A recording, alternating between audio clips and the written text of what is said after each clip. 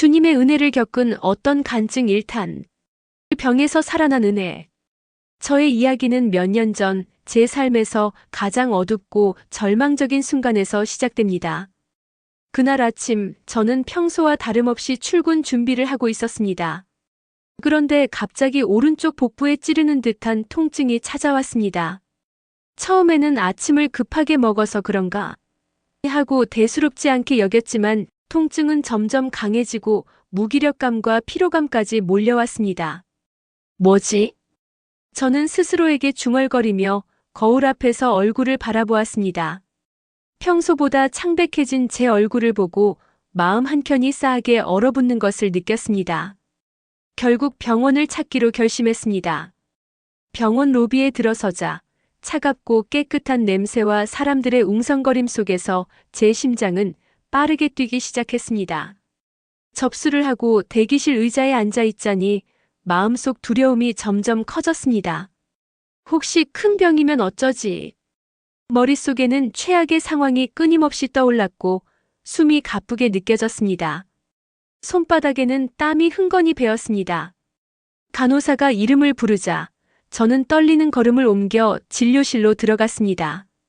담당 의사 선생님은 무표정한 얼굴로 저를 보더니 컴퓨터 화면을 유심히 들여다보았습니다.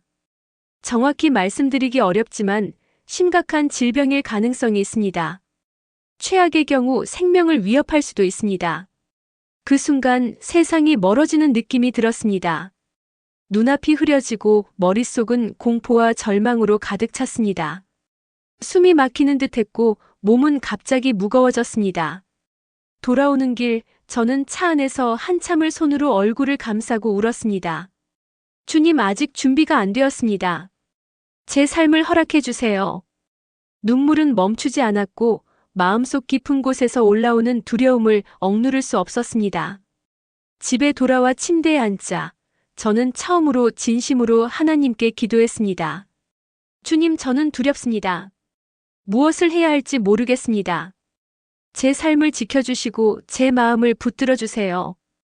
기도를 시작하자 마음속 깊은 곳에서 이상한 평안이 스며들기 시작했습니다.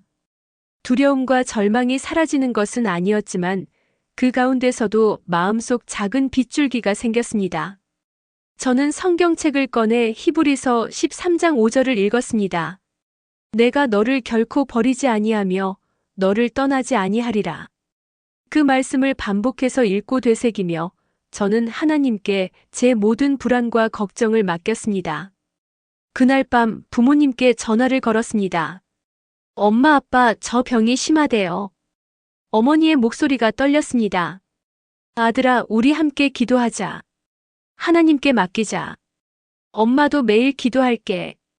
그 순간 마음속 깊은 곳에서 안도감이 찾아왔습니다. 혼자가 아니라는 사실이 작은 희망이 되어 마음을 따뜻하게 감싸주었습니다. 그 후 저는 매일 아침과 저녁으로 기도하며 성경 말씀을 묵상했습니다. 기도 중에는 눈물이 나기도 하고 두려움이 다시 찾아오기도 했습니다. 하지만 그때마다 깊은 호흡을 하고 하나님께 마음을 맡기며 기도했습니다. 주님, 오늘 하루도 저를 지켜주세요. 제 몸과 마음을 주님께 맡깁니다. 시간이 흐르면서 몸은 점점 약해졌지만 마음속 평안은 점점 커졌습니다. 하루하루를 살아내는 것 자체가 은혜임을 깨닫게 되었고 삶 속 작은 순간에도 감사할 수 있게 되었습니다. 이것이 제 간증의 첫 장입니다. 절망과 두려움 속에서도 하나님께 마음을 열고 기도하며 작은 평안을 경험한 순간입니다. 이후의 과정에서는 치료, 재검사, 기적 같은 회복과 삶의 변화가 이어졌지만 제 이야기는 바로 이 절망의 순간과 기도로 시작된 믿음에서 비롯되었습니다. 이후 저는 병원 검사와 치료를 반복하며 매일을 보내야 했습니다. 병실은 차갑고 흰빛으로 가득했습니다. 창밖으로 비가 내리던 날 저는 침대에 앉아 창밖을 바라보며 깊은 한숨을 내쉬었습니다. 몸은 지쳐 있었지만 마음속에서는 불안과 공포가 여전히 날카롭게 날아다녔습니다. 혈액검사, 초음파, CT, MRI까지 매번 검사를 받을 때마다 두려움이 밀려왔습니다. 검사실로 들어서는 순간 흰 가운을 입은 의료진의 표정과 차가운 장비들이 마치 제 목을 조르는 듯 했습니다. 혹시 이번에도 안 좋은 결과가 나오면? 머릿속에서 최악의 상황이 반복 재생되었습니다. 손끝은 떨렸고 숨을 크게 들이켜도 마음은 가라앉지 않았습니다. 검사 후 기다리는 시간이 가장 힘들었습니다. 다른 환자들의 이야기를 듣거나 간호사들의 대화를 우연히 듣게 될 때마다 불안이 더욱 커졌습니다. 그러던 어느 날 저는 기도를 통해 마음을 붙잡기로 결심했습니다. 주님, 두렵습니다. 하지만 이 불안마저도 주님께 맡깁니다. 주님이 함께 하심을 믿습니다. 기도를 시작하고 몇 분이 지나자 이상하게도 마음이 조금씩 가벼워지는 것을 느꼈습니다. 머릿속에서 공포가 완전히 사라진 것은 아니었지만 그럼에도 불구하고 마음속 작은 평안이 자리 잡기 시작했습니다. 그때 깨달았습니다. 두려움을 느끼는 것은 자연스러운 일이지만 그 두려움을 하나님께 맡길 때 비로소 마음이 안정된다는 것을. 저는 병이 점점 악화될수록 가족에게 도움과 기도를 요청했습니다. 어느 날 어머니가 병실로 찾아오셨습니다. 어머니는 조심스레 손을 제 손 위에 올리며 말씀하셨습니다. 아들아, 주님께 모든 걸 맡기자. 하나님께서 우리 아들을 지켜주실 거야. 아버지는 잠시 침묵하셨다가 조용히 말씀하셨습니다. 지금은 힘들겠지만 우리가 기도하며 함께하자. 내가 혼자가 아님을 잊지 마라. 가족과 함께 기도하며 저는 눈물이 흐르는 것도 있고 하나님께 제 마음을 터놓았습니다. 기도 속에서 두려움과 공포가 조금씩 평안으로 바뀌는 순간을 체험했습니다.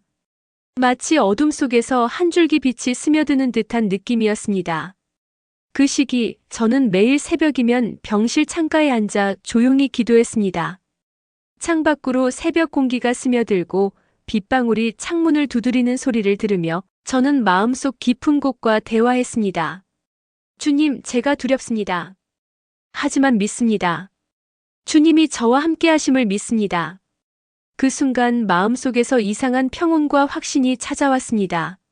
몸은 여전히 약했지만 마음은 단단해졌습니다. 두려움 속에서도 하나님이 함께 하심을 느끼며 삶의 소중함과 하루하루를 살아가는 은혜를 깨달았습니다. 기도와 말씀 속에서 저는 스스로를 돌아보게 되었습니다. 그동안 바쁘다는 핑계로 소홀했던 가족, 친구, 그리고 제 자신과의 관계를 돌아보며 하나님께서 제 삶을 지켜주신다는 믿음을 갖게 되었습니다. 며칠 후 의사 선생님이 재검사 결과를 기다리는 동안 제 마음속에는 기대와 긴장이 공존했습니다. 혹시 결과가 나쁘면 어떻게 하지? 긴장 속에서도 기도를 멈추지 않았습니다. 주님, 제 삶을 주님께 맡깁니다. 결과가 어떻든 주님이 함께 하심을 믿습니다. 그 순간 마음속 깊은 곳에서 평안이 밀려왔습니다. 두려움과 긴장은 사라지고 주님이 함께 하신다는 확신이 제 안에 자리 잡았습니다. 이 장 이후 저는 매일 기도와 믿음으로 하루하루를 버텼습니다.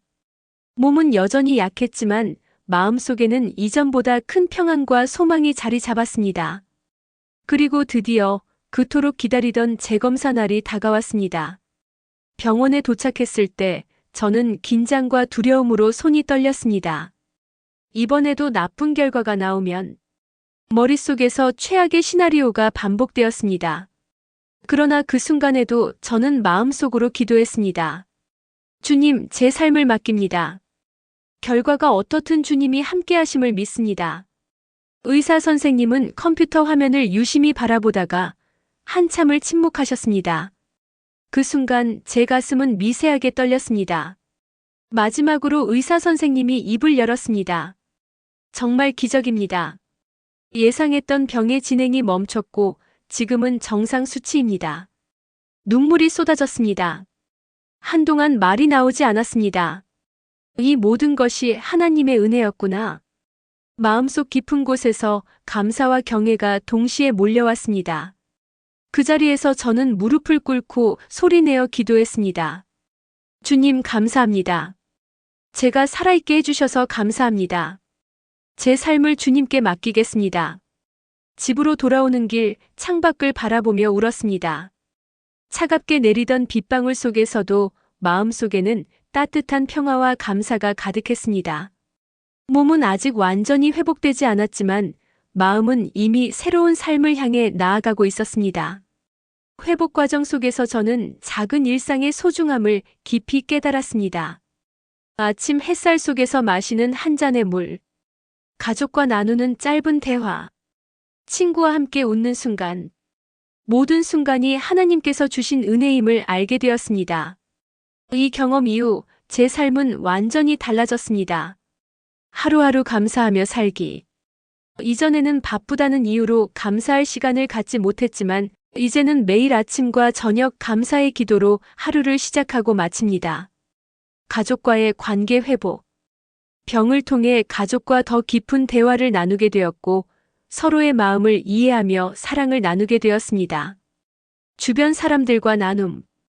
믿음과 은혜를 나누며 주변 사람들에게 기도와 격려를 전하는 삶을 살게 되었습니다. 삶의 우선순위 재정립. 일이나 물질보다 사람과 믿음, 그리고 하나님의 뜻을 중심에 두고 살아가게 되었습니다.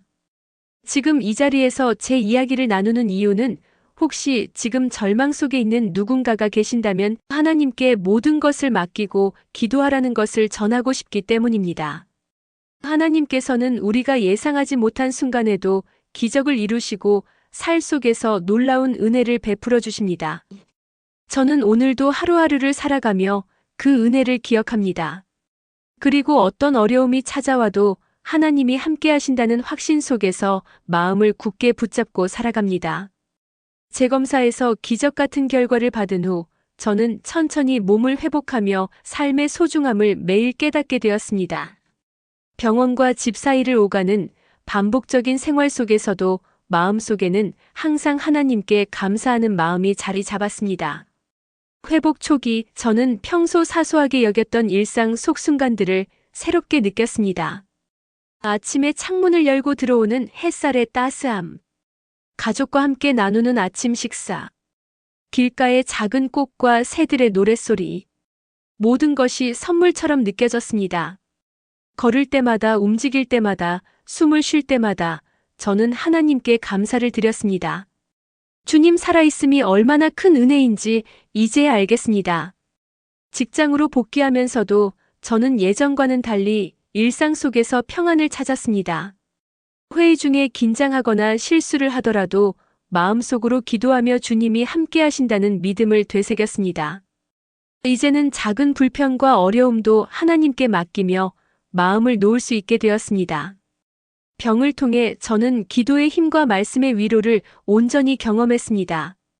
매일 새벽 병실 창가에서 기도하던 습관을 회복 후에도 이어갔습니다. 주님, 제가 하루를 살아가는 동안 감사와 사랑을 잊지 않게 해주세요. 기도하면서 저는 이전보다 더 깊은 신앙과 평안을 느꼈습니다. 성경 말씀 한 구절이 제 삶을 붙들어 주었습니다. 여호와는 나의 목자시니 내게 부족함이 없으리로다. 시편 231. 이 구절을 묵상할 때마다 제 마음속 불안은 사라지고 삶의 방향과 목적을 다시 확인할 수 있었습니다. 회복 후 저는 교회에 나가 간증과 봉사로 삶을 나누기 시작했습니다. 병을 통해 깨달은 은혜를 다른 사람들과 나누면서 저 자신도 더 큰 감사와 기쁨을 경험했습니다. 예배 중 목사님께 간증을 나누면서 저는 눈물을 흘렸습니다. 주님께서 제 삶을 살려주셨습니다. 살아있음이 얼마나 큰 은혜인지 이제야 깨달았습니다. 교회 안팎으로 친구와 이웃들에게도 제 경험과 은혜를 나누었습니다. 기도와 말씀으로 마음을 붙잡는 방법, 작은 일상의 감사와 관찰, 어려움 속에서도 하나님께 의지하는 삶, 사람들이 제 이야기를 들으며 눈시울을 붉히거나 감사의 눈빛을 보낼 때 저는 또 한 번 하나님께 감사했습니다. 주님, 제가 받은 은혜를 나눌 수 있게 해주셔서 감사합니다. 이 경험을 통해 저는 삶의 우선순위를 완전히 바꾸게 되었습니다. 사람과 관계를 소중히 하기. 이전에는 바쁘다는 이유로 소홀했던 가족, 친구, 동료와의 관계를 이제는 우선순위로 삼게 되었습니다. 작은 순간의 감사. 하루의 작은 순간 속에서 감사와 기쁨을 찾는 습관이 생겼습니다. 믿음과 나눔 중심의 삶. 물질이나 명예보다 믿음과 사랑, 은혜와 나눔을 중심에 두고 살아갑니다. 저는 이제 어떤 어려움이 찾아와도 하나님이 함께 하신다는 확신 속에서 마음을 굳게 붙잡고 살아갑니다. 살아있는 것 자체가 은혜임을, 그리고 하루하루를 감사로 채우는 것이 진정한 행복임을 깨달았습니다.